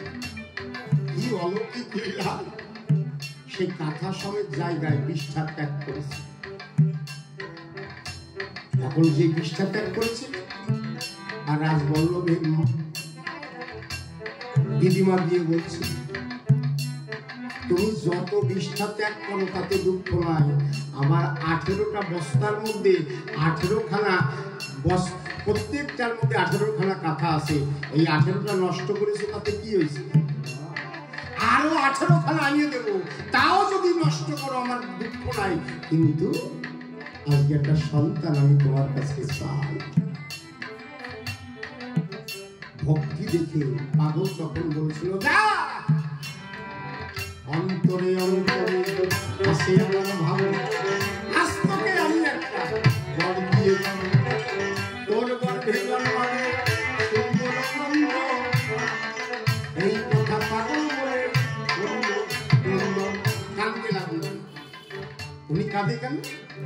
আর গোবিন্দের কাছে জানাই, গোবিন্দ এই ভক্তরা আমাকে কত ভালোবাসে, আমি তাদের মন পরীক্ষা করেছিলাম পায়খানা করে, দেখি আমার তারাই দেয় নাকি, ওরা তারাই চোখের বলে আরো আমার চরণ ধোয়ে দিয়েছে। তাই গোবিন্দের কাছে সে নিবেদন করি। গোবিন্দ ভক্তের কথা শুনতে পেল, তার কথাই তার ঘরে সন্তান আসে বলে, শ্যামানন্দ বলি আজি তোমার নিকটে সন্তান এলো, তার নাম কি? রাজবল্লভ। সেই রাজবল্লভের পুত্র হচ্ছে অসীম সরকার। আজ এত বড় কবি, যদি রাজবল্লভের জন্ম না হতো অসীম সরকারকে আসতে পারত না। কার দ্বারা জন্ম হয়েছে? আমার বাবা প্রতীকের দ্বারা তার জন্ম হয়, তার আশীর্বাদে জন্ম হয়েছে। দিলাম কত কথা কম বল, এত অলৌকিক লীলা যার মধ্যে রয়েছে। আমার কাছে বলো দেখি, তুমি বললে সাধুরা জগতে কি কল্যাণ করে? বিজ্ঞান যা না পারে সাধুরা তাই পারে। কি পারে না? উমা সরকার, আমার আরেকটা কথা শুনো। উমা সরকার আমার একটা গুরুদেব আছে, গুটিয়া শরীফে আশ্রম ছিল, মণি গোসাই ছিল। উমা সরকার তখন কবি গান গাইত। ওনার জরায়ুতে টিউমার হয়েছিল বড়, অনেক ফটো তুলেছে, অনেক ডাক্তার দেখিয়েছে, ওষুধ খেয়েছে, কিন্তু টিউমার নষ্ট হয়, টিউমারটা বড় আছে। এইবার উমা সরকার ধীরে ধীরে আমার গুরুর কাছে, মণি গোসাইয়ের কাছে কাঁদিতে কাঁদিতে কাঁদিতে তার চরণ ধরে পড়ে। তারপরে কি ঘটনা ঘটে শোনেন নারী কেঁদে পড়ছে, বাবা তুমি আমারও বাঁচাও, আমার অর্থ করি নাই, আমি একটু কবি গান দিয়ে বেঁচে থাকি, আমার জরায়ুতে টিউমার হয়েছে, আমি বাঁচা। এমন ভাবে কান্না করেছিল মণি গোসাইয়ের মনটা ভিজে গেছে। বলছে যা অমুক গাছের 7টা পাতা খাবি, বেটে অমুক গাছের 7টা পাতা বেটে খাবি, কমপ্লিট হয়ে যাবে। এইবার তারপরে দিন বাড়িতে গিয়ে সেই গাছের 7খানা পাতা নিজের হাতে ছিল, নিজের হাতে ছিঁড়ে বেটে বেটে খায়। 3 দিন পরে আমার ছবি তুলতে যায়। জরায়ুতে টিউমার আছে কিনা পরীক্ষা করতে। এখন ওই একই ঘরে ছবি তোলে জরায়ু, আগেরটা দেখলো টিউমার দেখা যাচ্ছে, পরে যখন ছবি তোলে, যে ছবি তুলেছে সে বলছে আচ্ছা আপনি কোথায় অপারেশন করেছেন? উমা সরকার বলছে না না আমি অপারেশন করেনি। বলছে না মিথ্যে কথা বলবেন। 7 দিন আগে এই ছবিটা আমার কাছ থেকে তুলে নিয়েছিল, এই যে ছবির মধ্যে টিউমার দেখা যাচ্ছে, এখন ছবি তুললাম টিউমার না, ভ্যানিশ। বলে এইটা আমার দ্বারা হয় না, মণি ঠাকুরের দ্বারাই হয়েছে। ও দাদা আমি বলি আজি তোমার কাছে এটা আমার দ্বারা হয় নাই, কোনো ডাক্তারের দ্বারা হয় নাই, মণি গোসাইয়ের দ্বারা হয়েছে। ডাক্তারে অপারেশন করে যা করতে পারে, সাধুর মুখের বাক্যে তা হয়, এই সরাসরি তার মুখের বাক্যে হয়। নিতাই সাধুরা জাগতিক জগতে কি করলাম কি করলো? আরে বাবা কি না পারে, অনেক কিছু পারে। আপনারা জানেন বিজয় কৃষ্ণ গোস্বামীর কথা শুনেছেন? বাবা লোকনাথের শিষ্য বিজয় কৃষ্ণ গোস্বামী। উনি নাম নেওয়ার পরে হিমালয়ের পাদদেশে এক বনের মধ্যে গিয়ে সাধন ভজন করছে। বিজয় কৃষ্ণ গোস্বামী যখন বনের মধ্যে গেল, বনের মধ্যে গিয়ে তখন সাধন ভজন করিতে করিতে হঠাৎ দেখতে পায় বনের মধ্যে বাবা আগুন লেগে যায়। হঠাৎ দেখে বনের দাবানল হয় না, গাছে গাছে ঘটনা লেগে আগুন লেগে যায়, ঠিক আগুন লেগে গিয়েছে। এবার যখন আগুন লেগে গেল, এখন বলছে চারিদিকে আগুন, আমি বাঁচবো কেমন করে? নিজের গুরু হচ্ছে বাবা লোকনাথ। হিমালয়ের পাদদেশ কোথায়, আর ঢাকা জেলায় বারুণীতে কে ছিল? বাবা লোকনাথ। লোকনাথ বাবা বলে যখন বিজয়ের ডাক দিল, চোখের জল ছেড়ে দিল, শরীরে গেলিল, ডেকে ডেকে বলে বাবা আমার কথা বাবা, আগুনের মধ্যে থেকে আমায় বাঁচাই দিল। ঢাকা জেলায় বারুণীতে বসা কে? বাবা লোকনাথ। আর হিমালয়ের পাদদেশে জঙ্গলের মধ্যে কে সাধন ভজন করছে? বিজয় কৃষ্ণ গোস্বামী। যখন নিজের গুরুকে ডাকলো, ইথানের মধ্যে সেই শব্দ ভেসে কি করে গেল? তার কর্ণ কুহরে গেল। এখন বলছে ও আমার শিষ্য বিজয়, সে তো বেকায়দায় পড়েছে, চারিদিকে আগুন, আমাকে তো বাঁচাতেই হবে তাকে। এবার বায়ু ঘরে উড়ে লোকনাথ বাবা সেই হিমালয়ের পাদদেশে এসে দিল দর্শন। সেখানে এসে বাবা একেবারে পায় চারিদিকে জঙ্গলে আগুন লেগে যায়। মাঝখানে বিজয় কৃষ্ণ গোস্বামী বসা রয়েছে, বলছে বাবা বাবা লোকনাথ বাবা রক্ষা করো। লোকনাথ বাবা বলে যখন কাঁদিতে লাগিল, আগুন ভেদ করে লোকনাথ ভিতরে ঢুকিল। বিজয় কৃষ্ণ গোস্বামীকে নিজে করে নিল, বায়ু ঘরে উড়ে তাকে অন্তর করিয়ে গেল। ভক্তকে সেখানে বাবা বাঁচিয়েছিল বটে, পরিষ্কার বলি আমি সভ্য সভা পাবে কি পারে না। এই জন্য রণে বনে জঙ্গলে যেখানে আমাকে ডাকিবে, আমাকে তোমরা পাইবে। আমার বাবা ফটিক কেউ, আপনারা ভাব শিষ্য, কানে কানে মন্ত্র দিয়ে শিষ্য হয় না, ওইটা ভঙ্গি। এইখান থেকে যদি মনে মনে চিন্তা করেন তুমি আমার গুরু, আমার মনোবাসনা পূর্ণ করো। আমার বাবা ফটিক দেহটা ধরে তখন চলে যাবে আপনার এই ঘরে, আপনার আশীর্বাদ সেবন করিবে পূরণ, প্রেমানন্দে হরি হরি ভক্তের ডাকে আমার বাবা ফটিক ভক্তের কাছে যায়। ভাব শিষ্য যারে ভাবে কথা দেখি এসে কোন ভাবে কোন কথা কয়, কোন ভাবে দেয় তার ভাবে পরিচয়। আমি কেন প্রথমবারে বলতে যাবো বেশি বেশি শুনে সে হয়তো হবে না, ভীষণে বেশি কথা বলবো না বলবো না, ছেড়ে দিয়ে গেলাম আমার গভীরত করা মায়েদের চরণেতে ধরতে জানায়। দাঁড়াইয়ে আজি এই সভা খাই, লক্ষ্মীকে সীতা দেবী আশীষ দিয়েছিল, রামচন্দ্র ভগবান পরাজিত হলো। মায়ের করুণা ছাড়া ছেলে বাঁচে না, সবার মধ্যে এই কথা করি বর্ণনা। এই জন্যে মায়ের এই দুটি চরণ ধরি নৌনাম করে গেলাম আমি বারে বারে। যত মা আছে এই সভা খাই, প্রত্যেকের চরণ ধরি আমি ভিক্ষা পাই। কৃষ্ণ ভক্ত হরি ভক্ত যত দেখতে পাই, তাদের চরণ ধরি আমি ভিক্ষা পাই। এই পর্যন্ত পাগলের কথা সাঙ্গ হয়ে জয় জয়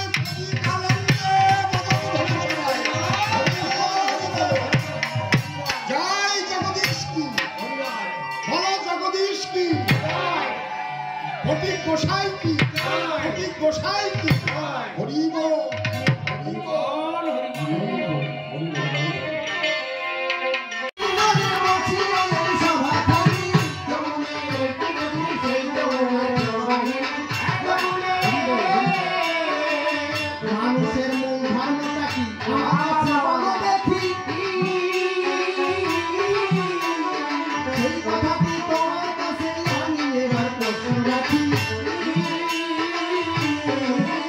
তুমি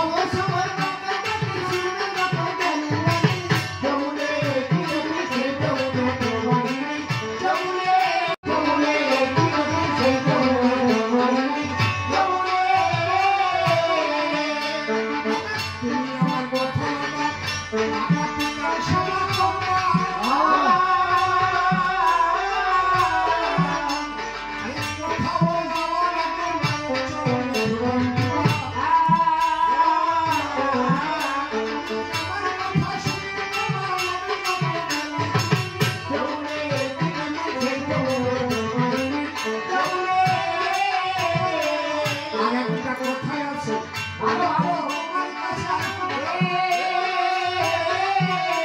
হয় আমাদের এত কষ্ট হচ্ছে ভাই ভাই হ্যাঁ আর একটা কথা আছে আমি বলি তোমার কাছে কথাটা শুনলে বাবা তুমি যখন বিয়ে করার আগে সব গুরু ধরবে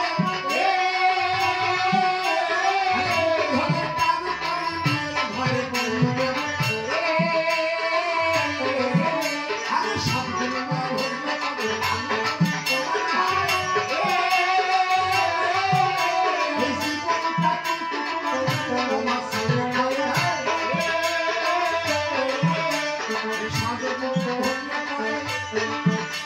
মানুষের মৃত্যুর হাত থেকে বাঁচতে পারে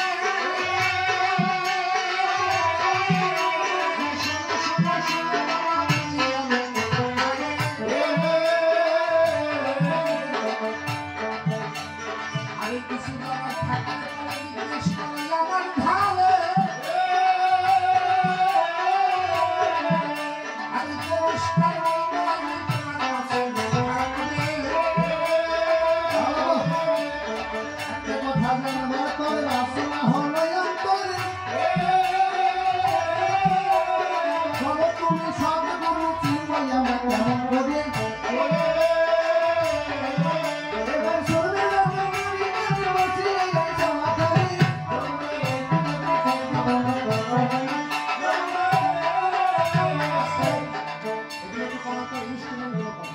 ইনস্ট্রুমেন্টগুলো কমা বাজনাগুলো কমবে নাহলে তো আমার কথাগুলো কিছু শুনতে পারবে না আরে সৎগুরু কাকে বলে বলবো একটু সভা তলে বসে বসে শুনবেন আপনারা সুরত আরে সতের সঙ্গে যেজন যুক্ত সেজন থাকতে মায়া মুক্ত এই জগতে সেই জনই হয় টাকা পুত্র আমি তোমার জীবন সম্পর্ক কথা শুনে তুমি এখনই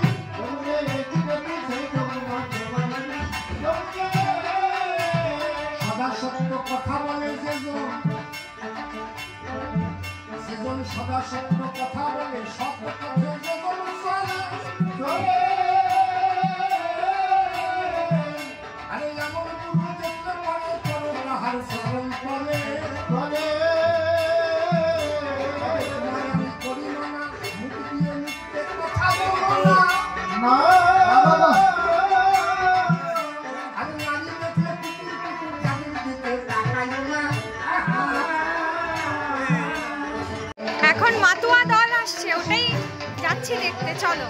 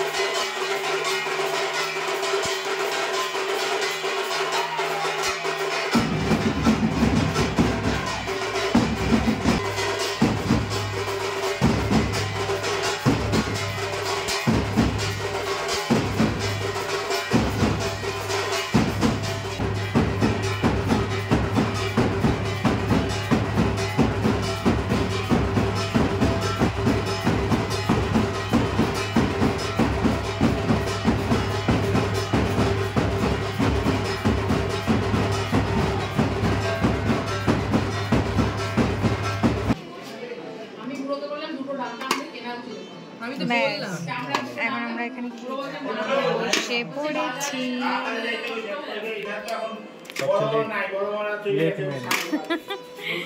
আজকেও দেবলি না আমি আর এই যে এখানে সবাই খেতে বসেছে একসঙ্গে, আমাদের ডিনার এখানেও সবাই খাচ্ছে। এই এখন আমি আর রিম্পা বাড়ি ফিরে আসলাম। তো এখন রাত বাজে হচ্ছে 12টা 15।